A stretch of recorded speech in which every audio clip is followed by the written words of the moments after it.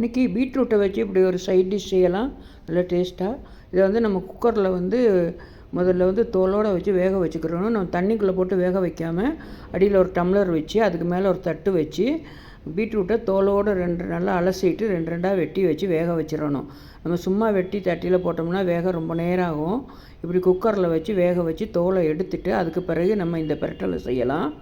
இது நம்ம தோலோடே வச்சு ஒரு தட்டு மேலே வச்சு வைக்கணும். தண்ணிக்குள்ளே போட்டோம்னா அதில் உள்ள அவ்வளோ சிவப்பாக அப்படியே சத்து பூரா போயிடும். அதனால் தண்ணிக்குள்ளே போட்டு வேக வைக்கக்கூடாது.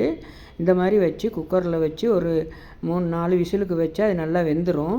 வெந்ததுக்கு பிறகு இந்த மாதிரி தோலை உரிச்சிக்கிறலாம். தோலை அப்படியே கையில் உரித்தோம்னா வந்துடும், உருளைக்கிழங்கு உரிக்கிற மாதிரியே. ஆனால் தண்ணிக்குள்ளே போட்டு வேக வைக்காமல் ஒரு தட்டு மேலே வச்சு அடியில் டம்ளரில் தண்ணி வச்சு வேக வைக்கணும்.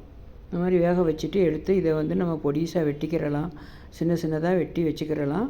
இதை நம்ம சும்மா பச்சை முதல்ல வெட்டி சட்டியில் போட்டோம்னா ரொம்ப நேரம் ஆகும். இது சீக்கிரம் வெந்துடும். இது நமக்கு ஈஸியாகவும் இருக்கும் செய்கிறதுக்கு. இப்போ இந்த மாதிரி பொடிசாக வெட்டி வச்சுக்கிட்டு என்ன செய்யணும், ஒரு கடாய் வச்சு இதுக்கு தேவையான எண்ணெய் ஊற்றிக்கிறலாம்.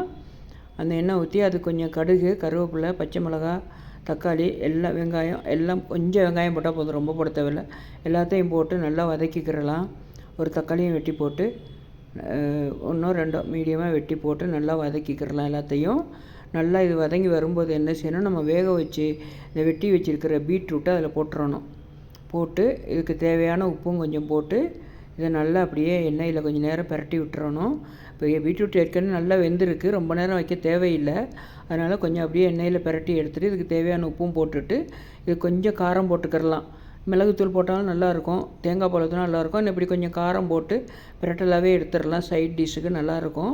இந்த மாதிரி கொஞ்சம் தேவையாக போட்டு நல்லா கொஞ்சம் ரொம்ப தண்ணியெல்லாம் இல்லாமல் கொலப்பாக எடுத்துடணும்.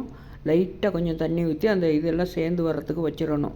வச்சு இந்த மாதிரி வேக வச்சு பிரட்டி எடுத்துட்டிங்கன்னா நம்ம சாப்பாட்டுக்கு சைட் டிஷ்ஷுக்கு ஒரு டிஷ்ஷாக நல்லாயிருக்கும்.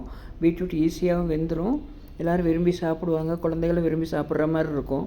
எல்லோரும் இந்த மாதிரி செஞ்சு பார்த்து எப்படி இருக்குன்ட்டு லைக் பண்ணுங்கள், ஷேர் பண்ணுங்கள். கண்டிப்பாக எல்லோரும் சப்ஸ்கிரைப் பண்ணுங்கள்.